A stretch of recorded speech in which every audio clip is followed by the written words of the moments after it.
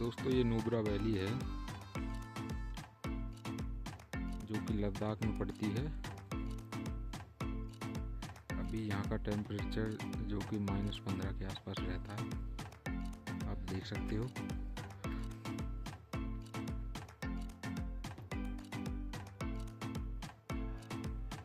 मैं थोड़ा आपको जूम करके दिखाता हूँ।